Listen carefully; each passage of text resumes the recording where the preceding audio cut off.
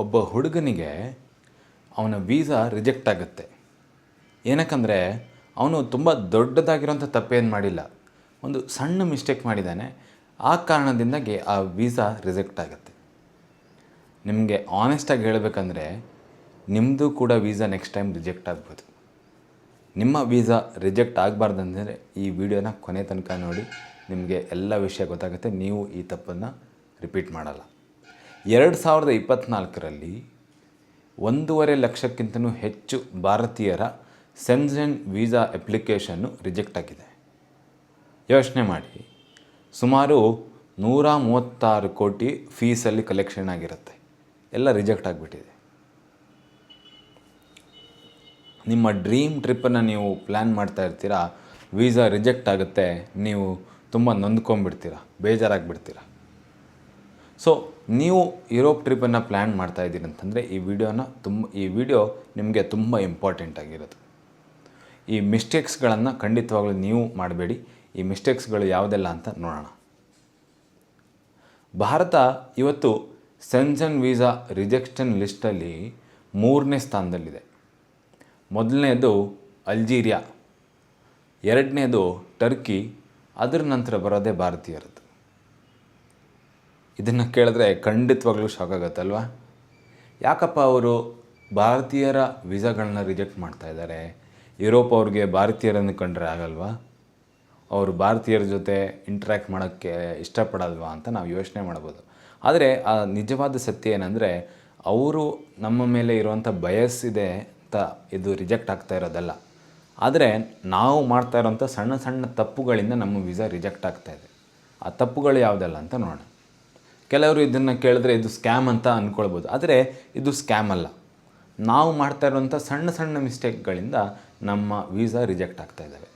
ಮೊದಲನೇ ತಪ್ಪು ನಾವು ಮಾಡೋದೇನೆಂದರೆ, ನೇಮಲ್ಲಿ ಕನ್ಫ್ಯೂಷನ್ಗಳಿರುತ್ತವೆ.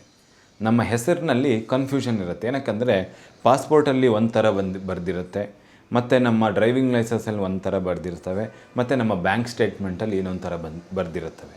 ಇವಾಗ ಉದಾಹರಣೆಗೆ ರಾಘವ್ ಪಾಟೀಲ್ ಅಂತ ಹೆಸರು ತಗೊಳ್ಳಿ. ಪಾಸ್ಪೋರ್ಟಲ್ಲಿ ರಾಘವ್ ಪಾಟೀಲ್ ಅಂತ ಇದೆ, ಬ್ಯಾಂಕ್ ಸ್ಟೇಟ್ಮೆಂಟಲ್ಲಿ ರಾಘವ್ ಆರ್ ಪಾಟೀಲ್ ಅಂತ ಇದೆ. ಅವರು ಈ ಎರಡು ಹೆಸರು ಮಿಸ್ಮ್ಯಾಚ್ ಆಗ್ತಾಯಿದೆ, ಇದು ಅವನೇ ಹೌದಾ ಅಲ್ವಾ ಅಂತ ಹೇಳಿ ರಿಜೆಕ್ಟ್ ಮಾಡಿಬಿಡ್ತಾರೆ. ಅವರು ಅದನ್ನು ಆಮೇಲೆ ಪ್ರಶ್ನೆ ಮಾಡೋದಕ್ಕೂ ಹೋಗಲ್ಲ, ಕ್ವಶನಿಂಗು ಏನು ಯಾವುದೇ ಆಪ್ಷನ್ನೂ ಇಲ್ಲ. ನಿಮಗೆ ಒಂದು ಸಲ ರಿಜೆಕ್ಟ್ ಆದಮೇಲೆ ಮತ್ತೆ ಅಪ್ಲೈ ಮಾಡಬೇಕಾಗುತ್ತೆ. ಸೊ ಈ ಮಿಸ್ಟೇಕನ್ನು ನೀವು ಮಾಡಬೇಡಿ. ಇದು ಆ್ಯಕ್ಚುಲಿ ನಾವು ಪಾಸ್ಪೋರ್ಟ್ ಅಪ್ಲೈ ಮಾಡಬೇಕಾದ್ರೆ ಈ ಮಿಸ್ಟೇಕ್ ಆಗುತ್ತೆ, ಅಥವಾ ಬ್ಯಾಂಕಲ್ಲಿ ಇವಾಗ ಆಧಾರ್ ಕಾರ್ಡಲ್ಲಿ ಇದ್ದಂಗೆ ಹೆಸರು ಬರಬೇಕು ಅಂತಲೂ ಇದೆ. ಸೊ ಈ ರೀತಿ ಆದ ಕಾರಣ ಇವಾಗ ಸ್ವಲ್ಪ ಇಂಪ್ರೂವ್ಮೆಂಟ್ ಇದೆ. ಆದರೂ ಕೆಲವೊಂದು ಸಲ ಬ್ಯಾಂಕ್ನವರು ಟೈಪ್ ಮಾಡಬೇಕಾದ್ರೆ ಮಿಸ್ಟೇಕ್ ಮಾಡಿರ್ತಾರೆ. ಈಗ ನನ್ನ ಹೆಸರೇ ಸಾಯಿ ಕೀರ್ತನ್ ಅಂತೆ, ನನ್ನ ಹೆಸರು ಸಾಯಿ ಆದಮೇಲೆ ಗ್ಯಾಪ್ ಇದೆ, ಅದನ್ನು ಗ್ಯಾಪ್ ಕೊಡೋಕ್ಕೆ ಮರ್ತುಬಿಟ್ಟಿದ್ದಾರೆ. ಆಧಾರಲ್ಲಿ ಗ್ಯಾಪ್ ಕೊಟ್ಟಿದ್ದಾರೆ, ಬ್ಯಾಂಕ್ ಸ್ಟೇಟ್ಮೆಂಟಲ್ಲಿ ಗ್ಯಾಪ್ ಇಲ್ಲ. ಸೊ ಈ ರೀತಿಯ ತೊಂದರೆಗಳಾಗುತ್ತೆ. ಸೊ ನೀವು ನಿಮ್ಮ ಹೆಸರಿನಲ್ಲಿ ಈ ರೀತಿಯ ಡಿಫ್ರೆನ್ಸ್ ಇದೆ ಅಂತಂದರೆ, ವೀಸಾ ಆಫೀಸ್ಗೆ ಹೋಗೋ ಮೊದಲೇ ನಿಮ್ಮ ಹೆಸರಿನ ಮೇಲೆ ಒಂದು ಅಫಿಡವಿಟನ್ನು ಮಾಡ್ಕೊಳ್ಳಿ. ಸ್ಟ್ಯಾಂಪ್ ಪೇಪರಲ್ಲಿ ಈ ಎರಡು ಹೆಸರು ನಿಮ್ಮದೇ ಅಂಥೇಳಿ ಅದನ್ನು ನೋಟ್ರೈಸ್ ಮಾಡಿ ಡಿಕ್ಲರೇಷನ್ ಮಾಡ್ಕೊಂಡು ಸೈನ್ ಹಾಕ್ಸ್ಕೊಬೇಕು. ಈ ಎರಡು ಹೆಸರು ನನ್ನದೇ ಅಂತ ಹೇಳಿ ಆ ಪೇಪರನ್ನು ನೀವು ನಿಮ್ಮ ವೀಸಾ ಅಪ್ಲಿಕೇಶನ್ ಜೊತೆ ನೀವು ಸೇರಿಸ್ಕೊಬೇಕಾಗುತ್ತೆ. ನೀವು ನಂಬ್ತಿರೋ ಬಿಡ್ತಿರೋ ಗೊತ್ತಿಲ್ಲ, ಸಾವಿರಾರು ಅಪ್ಲಿಕೆಂಟ್ಸ್ಗಳ ಅಪ್ಲಿಕೇಶನ್ನು ಬರೀ ಹೆಸರು ಮಿಸ್ಮ್ಯಾಚ್ ಆಗ್ತಾಯಿದೆ ಅಂಥೇಳಿ ರಿಜೆಕ್ಟ್ ಆಗ್ತಾಯಿದೆ. ಯೋಚನೆ ಮಾಡಿ, ಅಷ್ಟೊಂದು ಪ್ರಾಸೆಸ್. ಸೆನ್ಜೆನ್ ವೀಸಾ ಸಿಗೋದು ಕಷ್ಟ ಅಂತ ಹೇಳ್ತಾರಲ್ವ, ಏನಕ್ಕೆ ಅಂದರೆ ಇದೇ ಕಾರಣಕ್ಕೆ. ಮೊದಲನೇ ತಪ್ಪು ಮಾಡೋದು ನಾವು ಹೆಸರನ್ನು ಸರಿಯಾಗಿ ಚೆಕ್ ಮಾಡಲ್ಲ. ಎರಡನೇ ಮಿಸ್ಟೇಕು ನಾವು ಮಾಡೋದೇನಂತಂದರೆ, ಬ್ಯಾಂಕ್ ಸ್ಟೇಟ್ಮೆಂಟ್ನ ನಾವು ಯಾವ ರೀತಿ ತೋರಿಸ್ತೀವಿ ಅಂತ ತುಂಬ ಮುಖ್ಯವಾದ್ದು. ಪ್ರತಿ 4 ವೀಸಾ ಅಪ್ಲಿಕೆಂಟ್ಸಲ್ಲಿ ಒಂದು ಅಪ್ಲಿಕೆಂಟ್ನ ವೀಸಾ ರಿಜೆಕ್ಟ್ ಆಗುತ್ತೆ. ಅದು ಯಾವ ಕಾರಣದಿಂದ? ಹಣದ ಕಾರಣದಿಂದ. ಬ್ಯಾಂಕ್ ಸ್ಟೇಟ್ಮೆಂಟಲ್ಲಿ ಬ್ಯಾಲೆನ್ಸು ತುಂಬ ಕಡಿಮೆ ಇರುತ್ತೆ. ಏನಕ್ಕಂದರೆ ನೀವು ನಿಮ್ಮ ಇನ್ಕಮ್ಮು ಸ್ಟೇಬಲ್ ಇಲ್ಲದೆ ಇದ್ದರೂ ಇರ್ಬೋದು, ಅಥವಾ ನೀವು ಇನ್ವೆಸ್ಟ್ಮೆಂಟ್ ಬೇರೆ ಕಡೆ ಮಾಡಿದ್ದೀರಂತ ಆಗಿದ್ದರೂ ಇರ್ಬೋದು, ಅಥವಾ ಕೆಲವೊಂದು ಸಲ ಏನಾಗುತ್ತೆ, ಕ್ಯಾಶನ್ನು ಇಟ್ಕೊಂಡಿರ್ತೀವಿ, ನಾವು ಬಿಸ್ನೆಸ್ ಮಾಡ್ತಾಯಿದ್ದೀವಿ ಅಥವಾ ಅಗ್ರಿಕಲ್ಚರ್ ಮಾಡ್ತಾಯಿದ್ದೀವಿ ಅಂತಂದರೆ. ಸೊ ಈ ರೀತಿಯ ಬ್ಯಾಂಕ್ ಸ್ಟೇಟ್ಮೆಂಟ್ಗಳಲ್ಲಿ ಏನಾಗುತ್ತೆ ಅಂದರೆ ಈ ರೀತಿಯ ಜನರ ಬ್ಯಾಂಕ್ ಸ್ಟೇಟ್ಮೆಂಟ್ಗಳಲ್ಲಿ ಕೆಲವೊಂದು ಸಲ ಸಡನ್ನಾಗಿ ಜಾಸ್ತಿ ದುಡ್ಡು ಬರುತ್ತೆ, ಕೆಲವೊಂದು ಸಲ ದುಡ್ಡೇ ಇರಲ್ಲ, ಲೋ ಬ್ಯಾಲೆನ್ಸ್ ಇರುತ್ತೆ. ಈ ರೀತಿಯ ಸ್ಟೇಟ್ಮೆಂಟ್ಗಳನ್ನೆಲ್ಲ ನೋಡಿದಾಗ ವೀಸಾ ಆಫೀಸರ್ಗಳಿಗೆ ಡೌಟ್ ಬರುತ್ತೆ. ನೀವು ಮನಿ ಲಾಂಡ್ರಿಂಗ್ ಮಾಡ್ತಾಯಿದ್ದೀರೋ, ಹಣದ ಬೇರೆ ಯಾವುದಾದ್ರೂ ವ್ಯವಹಾರವನ್ನು ಇಟ್ಕೊಂಡಿದ್ದೀರಾ ಅಂತ ನಿಮ್ಮ ಮೇಲೆ ಡೌಟ್ ಪಡ್ತಾರೆ. ನಿಮ್ಮ ಬ್ಯಾಂಕ್ ಅಕೌಂಟಲ್ಲಿ ಬೇರೆ ಬೇರೆ ರೀತಿಯ ಹಣಗಳ ಒಂದು ಇನ್ಕಮ್ ತೋರಿಸ್ತಾ ಇದೆ ಅಂತ. ಇವಾಗ ಒಬ್ಬರು ನೇಹಾ ರಾವ್ ಅಂತ ಫ್ರೀಲ್ಯಾನ್ಸರ್ ಇದ್ದಾರೆ ಅಂತ ಅಂದ್ಕೊಳ್ಳಿ. ನೇಹಾ ರಾವ್ ಅವ್ರಿಗೆ ಒಂದು ತಿಂಗಳು 60,000 ರೂಪಾಯಿ ಫ್ರೀಲ್ಯಾನ್ಸಿಂಗಿಂದ ದುಡ್ಡು ಬರುತ್ತೆ. ಮಾರನೇ ತಿಂಗಳು ಬರೀ 8,000 ರೂಪಾಯಿ ಬರುತ್ತೆ. ಇದನ್ನು ನೋಡಿದ್ರೆ ವೀಸಾ ಆಫೀಸರ್ಗೆ ಖಂಡಿತವಾಗ್ಲೂ ಏನೋ ಗಫಲ ಇದೆ ಅಂತ ಅನಿಸುತ್ತೆ ಅವರಿಗೆ. ಅವರು ಚೆಕ್ ಮಾಡೋಕ್ಕೆ ಹೋಗಲ್ಲ, ಎಲ್ಲಿಂದ ದುಡ್ಡು ಬಂತು, ಹೆಂಗೆ ಬಂತು, ಅದೆಲ್ಲ ಚೆಕ್ ಮಾಡೋಲ್ಲ. ಅವರಿಗೆ ಇನ್ಕಮ್ ಏನಿದೆ ಕಾನ್ಸ್ಟೆಂಟಾಗಿ ಬೆಳೀತಾ ಹೋಗಬೇಕು ಅಥವಾ ಕಾನ್ಸ್ಟೆಂಟಾಗಿರಬೇಕು. 60,000, 60,000, 70,000, 50,000 ಅದೇ ರೀತಿ ಇನ್ಕಮ್ ತೋರಿಸಿದಾಗ ಅವ್ರಿಗೆ ನಂಬಿಕೆ ಬರುತ್ತೆ, ನೀವು ಎಲ್ಲೋ ಒಂದು ಕಡೆ ಜಾಬ್ ಮಾಡ್ತಾಯಿದ್ದೀರ, ಹಾಗಾಗಿ ನಿಮ್ಮ ಇನ್ಕಮ್ಮು ಸ್ಟೇಟ್ಮೆಂಟು ಸ್ಟ್ಯಾಂಡರ್ಡ್ ಆಗಿದ್ದಾವೆ ಅಂತ. ಮತ್ತೇನು ಮಾಡ್ತೀವಿ, ಈವಾಗ ನೀವು ಫ್ರೀಲ್ಯಾನ್ಸರ್ ಆಗಿದ್ದೀರಾ ಅಂತ ಅಂದ್ಕೊಳ್ಳಿ, ನೀವು ಅಪ್ಲೈ ಮಾಡಿದ್ದೀರಾ, ಅದನ್ನು ನೀವು ಎಕ್ಸ್ಪ್ಲೇನ್ ಮಾಡಿರಲ್ಲ. ನೀವು ಇದನ್ನು ಎಕ್ಸ್ಪ್ಲೇನ್ ಮಾಡಬೇಕು, ಯಾಕೆ ಹಿಂಗೆ ಈ ರೀತಿ ಇನ್ಕಮ್ ಬಂದಿದೆ ಅಂತ. ಇಲ್ಲದಿದ್ದರೆ ಡೈರೆಕ್ಟಾಗಿ ವೀಸಾ ರಿಜೆಕ್ಟ್ ಮಾಡ್ತಾರೆ. ಅದಕ್ಕೆ ನೀವು ಏನು ಮಾಡ್ಬೋದು, ವೀಸಾ ರಿಜೆಕ್ಟ್ ಆಗದೇ ಇರಬೇಕಂದ್ರೆ ನಿಮ್ಮ ITR ಆ್ಯಡ್ ಮಾಡಿ. ನಿಮ್ಮ ITR ಆ್ಯಡ್ ಮಾಡ್ಕೊಳ್ಳಿ. 2 ವರ್ಷದ ಹಿಂದಿನ 2 ವರ್ಷದ ITR ಆ್ಯಡ್ ಮಾಡಿ. ಮತ್ತು ನಿಮ್ಮ ಕ್ಲೈಂಟ್ಗಳಿಗೆ ಕಳಿಸಿರುವಂಥ ಇನ್ವಾಯ್ಸಸ್ಗಳು, ಕಾಂಟ್ರಾಕ್ಟ್ಸ್ಗಳು ಏನೆಲ್ಲ ಇದ್ದಾವೆ ಅದನ್ನು ತೋರಿಸಿ. ಫಿಕ್ಸ್ಡ್ ಡೆಪಾಸಿಟ್ಸ್ ಇದ್ದಾವೆ ಅಂದರೆ ಫಿಕ್ಸ್ಡ್ ಡೆಪಾಸಿಟ್ಸ್ಗಳನ್ನ ತೋರಿಸಿ. LIC ಪಾಲಿಸಿಗಳಿದ್ದಾವೆ, ಬೇರೆ ಬೇರೆ ಪಾಲಿಸಿ ಅಥವಾ ಬೇರೆ ಬೇರೆ ಇನ್ವೆಸ್ಟ್ಮೆಂಟ್ಗಳೇನೆಲ್ಲ ಇದ್ದಾವೆ ಅದನ್ನೆಲ್ಲ ನೀವು ನಿಮ್ಮ ವೀಸಾ ಅಪ್ಲಿಕೇಶನ್ ಜೊತೆ ತೋರಿಸಿದ್ರೆ ನಿಮ್ಮ ವೀಸಾ ಆಫೀಸರ್ಗೆ ನಿಮ್ಮ ಮೇಲೆ ನಂಬಿಕೆ ಬರುತ್ತೆ. ಏನಕ್ಕಂದರೆ ನಿಮ್ಮ ಹತ್ರ ಇಷ್ಟೊಂದು ಪ್ರಾಪರ್ಟಿ ಇದೆ, ನೀವು ಯಾವುದೇ ರೀತಿಯ ಕಳ್ಳತನವೋ ಅಥವಾ ಯಾವುದೇ ರೀತಿಯ ದರೋಡೆ ಮಾಡೋಕ್ಕೆ ಹೋಗಲ್ಲ, ಅಥವಾ ನೀವು ಯುರೋಪಲ್ಲೇ ಉಳಿದು ಬಿಡಲ್ಲ ಅಂತ. ಎಷ್ಟೇ ವೀಸಾ ಆಫೀಸರ್ಗಳು ನೋಡೋದೇನೆಂದರೆ ನೀವು ರಿಟರ್ನ್ ವಾಪಸ್ ನಿಮ್ಮ ದೇಶಕ್ಕೆ ವಾಪಸ್ ಬರ್ತೀರೋ ಇಲ್ವೋ, ಅಲ್ಲೇ ಕೆಲಸ ಹುಡುಕ್ತಿರೋ, ಆ ರೀತಿಯ ತೊಂದರೆಗಳೆಲ್ಲ ಇದ್ದಾವೆ. ಏನಕ್ಕಂದರೆ ಎಷ್ಟೊಂದು ಜನ ಮಾಡ್ತಾರೆ, ಅಲ್ಲಿ ಹೋಗಿ ಕದ್ದುಬಿಟ್ಟು ಎಲ್ಲೋ ಹೋಗಿ ಬೇರೆ ಕಡೆ ಕೆಲಸ ಮಾಡೋದು, ಅಲ್ಲಿಂದ ಕೆಲಸ ಹುಡ್ಕೊಳ್ಳೋದು, ಹಾಗೆಲ್ಲ ಮಾಡ್ತಾರೆ. ಹಾಗಾಗಿ ನೀವು ಇನ್ಕಮ್ ಸ್ಟೇಟ್ಮೆಂಟ್, ಬ್ಯಾಂಕ್ ಸ್ಟೇಟ್ಮೆಂಟ್ ಕೊಡೋಬೇಕಾದ್ರೆ ನೀಟಾಗಿ ನೀವು ಬ್ಯಾಂಕ್ ಸ್ಟೇಟ್ಮೆಂಟ್ನ ಚೆಕ್ ಮಾಡಿಕೊಳ್ಳಿ. 2 ವರ್ಷದ ITR ಸೇರಿಸ್ಕೊಟ್ಬಿಡಿ. ಮತ್ತು ನಿಮ್ಮ ಬೇರೆ ಬೇರೆ ಇನ್ಕಮ್ ಇದೆ, ಬೇರೆ ಬೇರೆ ಡೆಪಾಸಿಟ್ಗಳಿದ್ದಾವೆ, ಅದನ್ನು ಕೂಡ ತೋರಿಸಿ. 3ನೇ ಮಿಸ್ಟೇಕು ಏನಂತಂದರೆ, ನೀವು ಯಾವಾಗ ವಾಪಸ್ ಬರ್ತೀರಾ ಅಂತ ವೀಸಾ ಆಫೀಸರ್ಗೆ ಗೊತ್ತಾಗಬೇಕು. ಕೆಲವರು ಅವರ ರಿಟರ್ನ್ ಟಿಕೆಟನ್ನು ಆ್ಯಡ್ ಮಾಡೋದೇ ಇಲ್ಲ ವೀಸಾ ಅಪ್ಲಿಕೇಶನಲ್ಲಿ.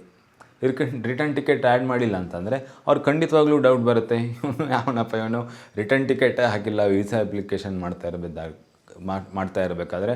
ಮತ್ತು ಅವ್ರಿಗೆ ಹೆಂಗೆ ನಂಬಿಕೆ ಬರುತ್ತೆ ನೀವು ರಿಟರ್ನ್ ಟಿಕೆಟೇ ಬುಕ್ ಮಾಡಿಲ್ಲ ಅಂತಂದರೆ. 40% ಜನರ ರಿಜೆಕ್ಷನು ಏನಕ್ಕೆ ಅಂದರೆ ರಿಟರ್ನ್ ಟಿಕೆಟೇ ಇರಲ್ಲ ಅವ್ರು ವೀಸಾ ಅಪ್ಲೈ ಮಾಡಬೇಕಾದ್ರೆ. ಸೊ ಖಂಡಿತವಾಗ್ಲೂ ವೀಸಾ ಆಫೀಸರ್ನ ತಲೆಯಲ್ಲಿ ಬರೋದೇನೆಂದರೆ ಈ ಜನ ಭಾರತಕ್ಕೆ ವಾಪಸ್ ಬರ್ತಾನೋ ಇಲ್ವೋ ಅಂತ ಅವರಿಗೆ ಡೌಟ್ ಬರುತ್ತೆ. ಯಾಕಂದರೆ ರಿಟರ್ನ್ ಟಿಕೆಟೇ ತೋರಿಸಿಲ್ಲ. ಇವಾಗ ಯಾವ ಇಂಟರ್ನ್ಯಾಷನಲ್ ದೇಶಕ್ಕೆ ಹೋಗ್ತಾ ಇದ್ದೀರಿ ಅಂತಂದರೆ ರಿಟರ್ನ್ ಟಿಕೆಟ್ ಖಂಡಿತವಾಗ್ಲೂ ಕೇಳ್ತಾರೆ, ಮತ್ತು ಎಲ್ಲಿ ಉಳ್ಕೊಂಡಿದ್ದೀರಾ ಅಂತ ಕೇಳ್ತಾರೆ.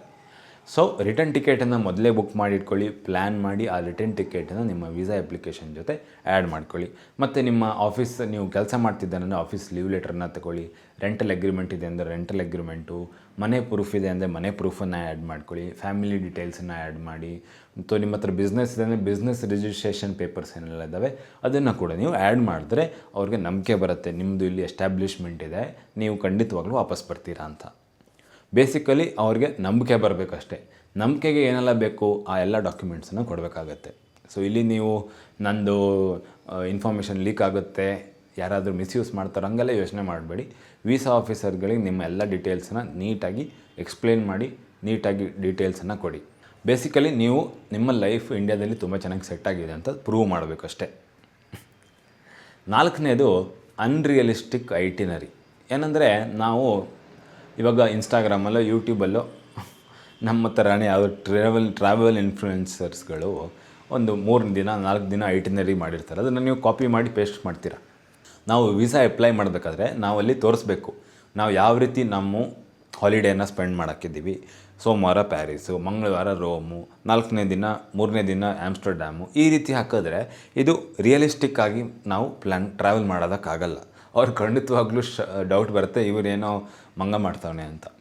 ಸೊ ನೀವು ನೀಟಾಗಿ ಪ್ಲ್ಯಾನ್ ಮಾಡ್ಕೊಳ್ಳಿ. ಇವಾಗ ರೋಮಿಂದ ಪ್ಯಾರಿಸ್ಗೆ ಹೋಗ್ಬೇಕಂದ್ರೆ ಎಷ್ಟು ದೂರ ಇದೆ, ಎಷ್ಟು ಟೈಮ್ ಬೇಕಾಗುತ್ತೆ, ಎಲ್ಲಿ ಉಳ್ಕೊಳ್ತೀರಾ, ಹೋಟೆಲ್ಗಳನ್ನು ಬುಕ್ ಮಾಡ್ಕೊಳ್ಳಿ ಅಥವಾ Airbnb ಬುಕ್ ಮಾಡ್ಕೊಳ್ಳಿ, ಎಲ್ಲ ನೀಟಾಗಿ ಪ್ಲ್ಯಾನ್ ಮಾಡ್ಕೊಬೇಕಾಗತ್ತೆ. ನೀಟಾಗಿ ಒಂದು ಪ್ಲ್ಯಾನ್ ಇದ್ದಾಗ ಅವ್ರಿಗೆ ಗೊತ್ತಾಗುತ್ತೆ, ಇವನು ರಿಸರ್ಚ್ ಮಾಡ್ಕೊಂಬಂದಿದ್ದಾನೆ, ಇವರು ಚೆನ್ನಾಗಿರೋ ಜಾಗಗಳು ಉಳ್ಕೊಳ್ತಾ ಇದ್ದಾರೆ, ಇವ್ರದ್ದು ಸ್ಟೇ ಬುಕ್ ಆಗಿದೆ, ಇದ್ರ ಬಗ್ಗೆ ಎಲ್ಲ ಕನ್ಫರ್ಮೇಷನ್ ಸಿಕ್ಕಿದಾಗ ಅವರಿಗೆ ಇದು ಫೇಕ್ ಪ್ಲ್ಯಾನ್ ಥರ ಕಾಣಿಸಲ್ಲ. ಅಲ್ಲಿ ಹೋಗಿ ನೀವು ಬೇರೆ ಕೆಲಸ ಮಾಡೋಕ್ಕಿದ್ದಾರೆ ಅಂತ ಅವ್ರಿಗೆ ಯಾವುದೇ ರೀತಿ ಡೌಟ್ ಬರಲ್ಲ. ಸೊ ಈ ರೀತಿಯಾಗಿ ನಿಮ್ಮ ಐಟಿನರಿಯನ್ನು ನೀಟಾಗಿ ಪ್ಲ್ಯಾನ್ ಮಾಡ್ಕೊಳ್ಳಿ. ಸೊ ಇದನ್ನು ನೀವು ನೀಟಾಗಿ ಪ್ಲ್ಯಾನ್ ಮಾಡೋದು ಹೇಗೆಂದರೆ 2 ಅಥವಾ 3 ಸಿಟಿಗಳನ್ನು ಚೆನ್ನಾಗಿ ಎಕ್ಸ್ಪ್ಲೋರ್ ಮಾಡ್ತೀರಾ ಅಂತ ಬರೀರಿ. ಯಾವುದೆಲ್ಲ ಅಲ್ಲಿ ಮಾನ್ಯುಮೆಂಟ್ಸ್ಗಳಿದ್ದಾವೆ, ಡೇ ವೈಸ್ ಮೊದಲನೇ ದಿನ ನಾನು ಇದನ್ನು ಬೆಳಗ್ಗೆ ಹೊತ್ತಲ್ಲಿ, ಮಧ್ಯಾಹ್ನ ಹೊತ್ತಲ್ಲಿ, ಸಂಜೆ ಹೊತ್ತಲ್ಲಿ ಇದನ್ನೆಲ್ಲ ಕವರ್ ಮಾಡ್ತೀನಿ. ಮತ್ತು ಅಲ್ಲಿಂದ ರಿಟರ್ನ್ ಟಿಕೆಟ್ ಕನ್ಫರ್ಮ್ ಆಗಿರೋದು ಅದನ್ನು ಕೂಡ ಆ್ಯಡ್ ಮಾಡಿ. ಸೊ ನೀವು ಹೇಗೆ ಟ್ರಾವೆಲರ್ ಆಗಿ ಪ್ಲ್ಯಾನ್ ಮಾಡಬೇಕೋ ಆ ರೀತಿಯಾಗಿ ಟ್ರಾವೆಲ್ ಮಾಡಬೇಕಾಗತ್ತೆ. ನೀವು ಬರೀ ಬ್ಲಾಗರ್ ಆಗಿ ಅಲ್ಲ, ಯಾಕಂದರೆ ಒಂದು ವಾರದಲ್ಲಿ ನಾನು ಇಷ್ಟು ಜಾಗವನ್ನು ಕವರ್ ಮಾಡ್ತೀನಿ ಅಂತ ನೀವು ಸುಮ್ಮನೆ ಬರೀಬಾರ್ದು. ಸೊ ನೀಟಾಗಿ ಪ್ಲ್ಯಾನ್ ಮಾಡ್ಕೊಳ್ಳಿ, ಅದು ಆ ಪ್ಲ್ಯಾನನ್ನು ನೀವು ಅದರಲ್ಲಿ ಅಟ್ಯಾಚ್ ಮಾಡ್ಕೊಬೇಕಾಗುತ್ತೆ. ನೆಕ್ಸ್ಟ್ ಏನಂದರೆ ಇನ್ಶೂರೆನ್ಸಸ್ಸು. ನೀವು ಟ್ರಾವೆಲ್ ಮಾಡ್ತಾ ಇರಬೇಕಾದ್ರೆ ಶೆಂಜನ್ ಕಂಟ್ರಿಗೆ, ಯಾವುದಾದ್ರೂ ಯುರೋಪಿಯನ್ ಕಂಟ್ರಿಗೆ ಟ್ರಾವೆಲ್ ಮಾಡ್ತೀರಂತಂದರೆ ಇನ್ಶೂರೆನ್ಸು ಮಸ್ಟು. ಮತ್ತು ವೀಸಾ ಟೈಪು, ಕರೆಕ್ಟಾಗಿರುವಂಥ ವೀಸಾ ಟೈಪನ್ನು ನೀವು ಸೆಲೆಕ್ಟ್ ಮಾಡ್ಕೋಬೇಕಾಗತ್ತೆ. ಇನ್ಶೂರೆನ್ಸ್ ಮಿಸ್ಟೇಕು ಕಾಮನಾಗಿ ಮಾಡ್ತಾಯಿದ್ದಾರೆ. ಏನಕ್ಕಂದರೆ ಅವ್ರಿಗೆ ಗೊತ್ತೇ ಇರಲ್ಲ ಇನ್ಶೂರೆನ್ಸ್ ಪರ್ಚೇಸ್ ಮಾಡಬೇಕು ಅಂತ.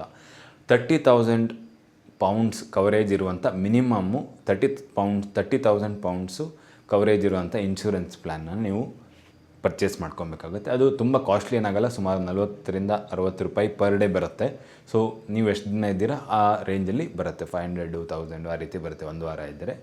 ಸೊ ನೀವು ಎಲ್ಲ ಶೆಂಜನ್ ಕಂಟ್ರೀಸ್ಗಳಿಗೆ ಅಪ್ಲೈ ಆಗುವಂಥ ಇನ್ಶೂರೆನ್ಸ್ ಪ್ಲ್ಯಾನನ್ನು ನೀವು ಪರ್ಚೇಸ್ ಮಾಡ್ಕೊಬೇಕಾಗುತ್ತೆ. ಇದು ತುಂಬ ಇಂಪಾರ್ಟೆಂಟು, ಇದನ್ನು ನೀವು ಕೇರ್ಲೆಸ್ ಮಾಡಬೇಡಿ.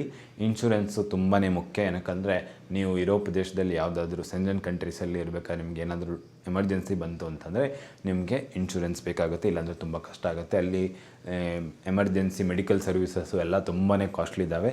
ಸೊ ವಿತೌಟ್ ಇನ್ಶೂರೆನ್ಸ್ ನಿಮ್ಗೆ ವೀಸಾನೇ ಸಿಗೋಲ್ಲ. ಅಲ್ಲ, ವೀಸಾ ಇಲ್ಲದೆ ನೀವು ಹೆಂಗಾದರೂ ಸಿಕ್ಬಿಡ್ತು ಅಂದ್ರೆ ನೀವು ನೆನ್ಪಿಟ್ಕೊಬೇಕಾಗತ್ತೆ. ಇನ್ಶೂರೆನ್ಸು ಖಂಡಿತವಾಗ್ಲೂ ಬೇಕಾಗುತ್ತೆ.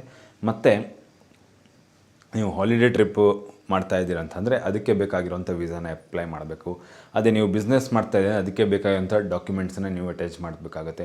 ನೀವು ಬಿಸ್ನೆಸ್ ವೀಸಾಕ್ಕೆ ಅಪ್ಲೈ ಮಾಡಿ ಟೂರಿಸ್ಟ್ ಡಾಕ್ಯುಮೆಂಟ್ಸನ್ನು ಹಾಕಿದ್ರೆ ನಿಮಗೆ ವೀಸಾ ಖಂಡಿತವಾಗ್ಲೂ ಸಿಗಲ್ಲ. ಸೊ ಮಿಸ್ ಮ್ಯಾಚ್ ಆಗುತ್ತೆ, ಡೈರೆಕ್ಟಾಗಿ ರಿಜೆಕ್ಷನ್ ಆಗುತ್ತೆ ನಿಮ್ಮ ವೀಸಾ ಅಪ್ಲಿಕೇಶನ್. ಸೊ ಹಾಗಾಗಿ ನೀವು ಎಲ್ಲ ಕಡೆ ಯಾವ ಇನ್ಫಾರ್ಮೇಷನ್ನ ಕೊಟ್ಟಿದ್ದೀರೋ ಅದೇ ರೀತಿಯಾಗಿ ಕನ್ಸಿಸ್ಟೆಂಟಾಗಿ ಎಲ್ಲ ಕಡೆ ಇನ್ಫಾರ್ಮೇಷನ್ ಕೊಡಬೇಕಾಗುತ್ತೆ. ಬಿಸ್ನೆಸ್ಸಿಗೆ ಹೋಗ್ತಾಯಿದೆ ಅಂದರೆ ಅದ್ರ ಡೀಟೇಲ್ಸು, ಅದ್ರ ಫಾರ್ಮ್ಸನ್ನೇ ನೀವು ಫಿಲ್ ಮಾಡಬೇಕು. ಟೂರಿಸ್ಟ್ ಫಾರ್ಮ್ಸನ್ನು ಫಿಲ್ ಮಾಡಿ ನೀವು ಬಿಸ್ನೆಸ್ ಮಾಡ್ತೀನಿ ಅಂತ ಹೇಳಿದ್ರೆ ಆಗಲ್ಲ. ನೆಕ್ಸ್ಟು ಏನು ಅಂತಂದರೆ ರಾಂಗ್ ಎಂಬಸಿ. ವೀಸಾ ಅಪ್ಲೈ ಮಾಡಬೇಕಾದ್ರೆ ಎಂಬಸಿ ಸಿಲೆಕ್ಷನ್ನು ತುಂಬಾ ಇಂಪಾರ್ಟೆಂಟ್. ನೀವು ಹೆಚ್ಚಿನ ದಿನವನ್ನು ಯಾವ ಜಾಗದಲ್ಲಿ ನೀವು ಸ್ಪೆಂಡ್ ಮಾಡ್ತಾಯಿದ್ದೀರಾ, ಯಾವ ಜಾಗದಲ್ಲಿ ನೀವು ಕಳೀತಾ ಇದ್ದೀರೋ ಆ ಜಾಗದ ಹತ್ತಿರದಲ್ಲಿ ಇರೋಂಥ ದೇಶ ಅಥವಾ ಯಾವ ದೇಶದಲ್ಲಿ ನೀವು ಇರ್ತೀರೋ ಆ ಎಂಬಸಿಗೆ ನೀವು ಶೆಂಜನ್ ವೀಸಾವನ್ನು ಅಪ್ಲೈ ಮಾಡಬೇಕಾಗತ್ತೆ. ಕಳೆದ ವರ್ಷದ ಎಂಬಸಿಸ್ನ ಕೆಲವೊಂದು ಎಂಬಸಿಗಳು ತುಂಬ ಸ್ಟ್ರಿಕ್ಟ್ ಆಗಿದ್ದವು. ಅದರಲ್ಲಿ ಕಳೆದ ವರ್ಷದ ಡೇಟಾ ಪ್ರಕಾರ ಸ್ಲೋವೇನಿಯಾ ದೇಶ ಏನಿದೆ ತುಂಬ ಹೈ ರಿಜೆಕ್ಷನ್ ಆಗಿದೆ. ಇಟಲಿ ಮತ್ತು ಪೋರ್ಚುಗಲ್ ಅವರು ತುಂಬ ನೀಟಾಗಿ ಸಿಂಪಲ್ಲಾಗಿ ಪ್ರಾಸೆಸ್ ಮಾಡ್ತಾ ಇದ್ದಾರೆ ಈ ವೀಸಾಗಳನ್ನ. ಸೊ ನೀವು ಆ ರೀತಿ ಪ್ಲ್ಯಾನ್ ಮಾಡ್ಕೊಬೋದು. ಸೊ ನೀವು ಅಪ್ಲೈ ಮಾಡೋ ಮೊದಲು ಸ್ವಲ್ಪ ಜಾಸ್ತಿ ರಿಸರ್ಚ್ ಮಾಡ್ಕೊಳ್ಳಿ, ಯಾವ ಪ್ಲೇಸ್ ನಿಮಗೆ ಸೂಟ್ ಆಗುತ್ತೆ, ಯಾವ ಎಂಬಸಿ ಸಿಲೆಕ್ಟ್ ಮಾಡ್ಕೊಬೇಕಾಗತ್ತೆ ಅಂತ. ಸೊ ಈ ಕಾಮನ್ 5 ಮಿಸ್ಟೇಕ್ಸ್ಗಳನ್ನು ನೀವು ಮಾಡಬೇಡಿ. ಇದ್ರ ಜೊತೆಗೆ ನಾನು ನಿಮಗೆ ಇನ್ನೂ ಒಂದು ವಿಷಯವನ್ನು ಹೇಳ್ತೀನಿ. ಅಂದರೆ ಟೋಟಲಾಗಿ 30 ಯುರೋಪಿಯನ್ ಕಂಟ್ರೀಸ್ಗಳ ಆ್ಯಕ್ಸೆಸ್ ಸಿಗುತ್ತೆ ನಿಮಗೆ ಶೆಂಜನ್ ವೀಸಾ ತಗೊಳ್ತೀರಾ ಅಂತಂದರೆ. ಅದಕ್ಕೆ ಶೆಂಜನ್ ವೀಸಾ ಅಂತ ಹೇಳೋದು. 30 ಯುರೋಪಿಯನ್ ದೇಶಗಳನ್ನು ನೀವು ವಿಸಿಟ್ ಮಾಡ್ಬೋದು. ಅದರಲ್ಲಿ ಸ್ವಿಟ್ಜರ್ಲೆಂಡ್ನ ಸ್ನೋ ವಿಲೇಜಸ್ ಬರ್ತವೆ, ಪೋರ್ಚುಗಲ್ನಲ್ಲಿರುವಂಥ ಸನ್ಸೆಟ್ಟು, ಇಟಲಿಗಳ ಸ್ಟ್ರೀಟ್ಸು. ಇದೆಲ್ಲ ರಾಕೆಟ್ ಸೈನ್ಸ್ ಏನಲ್ಲ. ನೀವು ಅದನ್ನ ಸ್ವಲ್ಪ ನೀಟಾಗಿ ರಿಸರ್ಚ್ ಮಾಡಿ ಪ್ಲ್ಯಾನ್ ಮಾಡ್ಕೊಬೇಕಾಗತ್ತೆ. ಇದು ಯಾವುದೇ ಲಕ್ಕಿ ಡ್ರಾನೂ ಅಲ್ಲ. ನೀವು ನೀಟಾಗಿ ನಿಮ್ಮ ಪೇಪರ್ ವರ್ಕನ್ನು ನೀಟಾಗಿ ಮಾಡಿದ್ದೀರ ಅಂತಂದರೆ ವೀಸಾ ಆಫೀಸರು ಬೇಗ ನಿಮ್ಮ ವೀಸಾವನ್ನು ಅಪ್ರೂವ್ ಮಾಡಿ ಕೊಡ್ತಾರೆ. ಸೊ ಈ ತಪ್ಪನ್ನು ನೀವು ಖಂಡಿತವಾಗ್ಲೂ ಮಾಡಬೇಡಿ. ಮಿಸ್ಟೇಕ್ಸ್ಗಳನ್ನು ಇನ್ನೊಂದು ಸಲ ನೋಟ್ ಮಾಡ್ಕೊಳ್ಳಿ ನೀವು ವೀಸಾ ಅಪ್ಲೈ ಮಾಡೋ ಮೊದಲು. ಬೇಸಿಕಲಿ ವೀಸಾ ಆಫೀಸರ್ಗಳಿಗೆ ನಿಮ್ಮ ಮೇಲೆ ಟ್ರಸ್ಟು, ನಿಮ್ಮ ಮೇಲೆ ವಿಶ್ವಾಸ ಆಯಿತು ಅಂತಂದರೆ ಖಂಡಿತವಾಗ್ಲೂ ನಿಮಗೆ ವೀಸಾ ಸಿಗುತ್ತೆ. ಹಾಗೆ ನೀವು ಈ ದೇಶವನ್ನು ವಿಸಿಟ್ ಮಾಡ್ತಾ ಇರಬೇಕಾದ್ರೆ ನೀವು ಒಬ್ಬ ರೆಸ್ಪಾನ್ಸಿಬಲ್ ಟ್ರಾವೆಲರ್ ಆಗಿರಿ. ನಮ್ಮ ದೇಶದ ಒಂದು ಘನತೆಯನ್ನು ಉಳಿಸ್ಕೊಳ್ಳೋ ರೀತಿಯಲ್ಲಿ ವರ್ತನೆಯನ್ನು ಮಾಡಿ, ಬಿಹೇವಿಯರನ್ನು ಆ ರೀತಿಯಾಗಿ ಇಟ್ಕೊಳ್ಳಿ. ಅಲ್ಲಿಯ ಲೋಕಲ್ ಕಲ್ಚರನ್ನು ರೆಸ್ಪೆಕ್ಟ್ ಮಾಡಿ ರೆಸ್ಪಾನ್ಸಿಬಲ್ ಟ್ರಾವೆಲರ್ ಆಗಿರಿ. ಇದು ತುಂಬಾ ಮುಖ್ಯ. ಯಾಕಂದರೆ ಕೆಲವಾಗ ಸದ್ಯದಲ್ಲಿ ತುಂಬ ವೀಡಿಯೋಗಳು ವೈರಲ್ ಆಗ್ತಾಯಿದೆ. ಹೊರ ದೇಶದಲ್ಲಿ ಹೋದಾಗ ಭಾರತೀಯರು ಮಿಸ್ಬಿಹೇವ್ ಮಾಡ್ತಾ ಇರೋಂಥ ವೀಡಿಯೋಗಳು ಕೆಲವು ಕಡೆ ವೈರಲ್ ಆಗ್ತಾ ಇದ್ದಾವೆ. ಸೊ ಈ ರೀತಿಯ ವಿಷಯಕ್ಕೆ ಒಳಗಾಗದೇ ಇದ್ದು ಅಲ್ಲಿಯ ಜನರನ್ನು, ಅಲ್ಲಿಯ ಕಲ್ಚರನ್ನು, ಅಲ್ಲಿಯ ಫುಡ್ಡನ್ನು, ಅಲ್ಲಿಯ ಜಾಗಗಳನ್ನು ರೆಸ್ಪೆಕ್ಟ್ ಮಾಡಿ ಮತ್ತು ಅಲ್ಲಿಯ ಜಾಗವನ್ನು ಎಂಜಾಯ್ ಮಾಡಿ. ಯಾಕಂದರೆ ಇಷ್ಟೊಂದು ಖರ್ಚು ಮಾಡಿ ಹೋಗಿ ನಿಮ್ಮ ಟ್ರಾವೆಲನ್ನು ಹಾಳು ಮಾಡ್ಕೊಬೇಡಿ. ನೀವು ನಿಮ್ಮನ್ನು ಮಾತ್ರ ನೀವು ನಿಮ್ಮನ್ನು ಮಾತ್ರ ರೆಪ್ರೆಸೆಂಟ್ ಮಾಡ್ತಾಯಿಲ್ಲ, ನೀವು ಇಡೀ ಭಾರತವನ್ನು ರೆಪ್ರೆಸೆಂಟ್ ಮಾಡ್ತಾ ಇದ್ದೀರಾ. ಸೊ ನೀವು ಯಾವ ರೀತಿ ವರ್ತನೆ ಮಾಡ್ತೀರೋ ನೆಕ್ಸ್ಟ್ ಟೈಮ್ ಯಾರು ಭಾರತದಿಂದ ಹೋಗ್ತಾರೋ ಅವ್ರಿಗೆ ಆ ರೀತಿಯ ಟ್ರೀಟ್ಮೆಂಟ್ ಸಿಗುತ್ತೆ. ನೀವು ಚೆನ್ನಾಗಿ ನಡ್ಕೊಂಡಿದ್ದೀರಾ ಅಂತಂದರೆ ಅವರು ಮುಂದೆ ಬರುವಂಥ ಭಾರತೀಯರನ್ನು ಅವರು ಚೆನ್ನಾಗಿ ನೋಡ್ಕೊತಾರೆ. ಸೊ ನೀವು ಯಾವ ರೀತಿಯಿಂದ ಒಂದು ಮೆಮೊರಿನ ಅವ್ರ ಮೇಲೆ ಬಿಡ್ತೀರೋ ಅದು ತುಂಬ ಮುಖ್ಯವಾದದ್ದು. 2026ರಲ್ಲಿ ನೀವು ಯಾವ ಸೆಂಜನ್ ಕಂಟ್ರಿನ ವಿಸಿಟ್ ಮಾಡ್ತಾ ಇದ್ದೀರಾ ಅಂತ ಕಮೆಂಟ್ಸಲ್ಲಿ ಬರೆದು ತಿಳಿಸಿ. ಸೊ ಈ ವಿಡಿಯೋ ನಿಮಗೆ ಇಷ್ಟ ಆಯಿತು ಅಂತಂದರೆ ಯಾರೆಲ್ಲ ಸೆನ್ಜನ್ ಕಂಟ್ರೀಸ್ನ ವಿಸಿಟ್ ಮಾಡ್ತಾ ಇದ್ದೀರೋ, ಯುರೋಪಿಯನ್ ಕಂಟ್ರೀಸನ್ನ ವಿಸಿಟ್ ಮಾಡೋಕ್ಕೆ ಪ್ಲ್ಯಾನ್ ಮಾಡ್ತಾ ಇದ್ದೀರೋ ಅವರಿಗೆಲ್ಲ ಈ ವಿಡಿಯೋನ ಶೇರ್ ಮಾಡಿ. ಈ ಫ್ಲೈಟ್ ಟಿಪ್ಸು, ಯಾವ ರೀತಿ ನೀವು ಫ್ಲೈಟ್ ಹತ್ತಬೇಕು, ಉಳಿದಿರೋ ವ್ಲಾಗ್ಸ್ ಎಲ್ಲ ಇದ್ದಾವೆ, ಎಲ್ಲ ಚೆಕ್ ಮಾಡ್ಕೊಳ್ಳಿ. ನನ್ನ ಹೆಸರು ಸಾಯಿ ಕೀರ್ತನ್. ನೀವು ಮೊದಲನೇ ಸಲ ನನ್ನ ಚಾನಲ್ ನೋಡ್ತಾ ಇದ್ದೀರಿ ಅಂತಂದರೆ ಸಬ್ಸ್ಕ್ರೈಬ್ ಮಾಡಿ. ಮತ್ತೆ ಮುಂದಿನ ಸಂಚಿಕೆಯಲ್ಲಿ ಭೇಟಿಯಾಗೋಣ. ನಮಸ್ಕಾರ, ಧನ್ಯವಾದಗಳು, ಶುಭವಾಗಲಿ.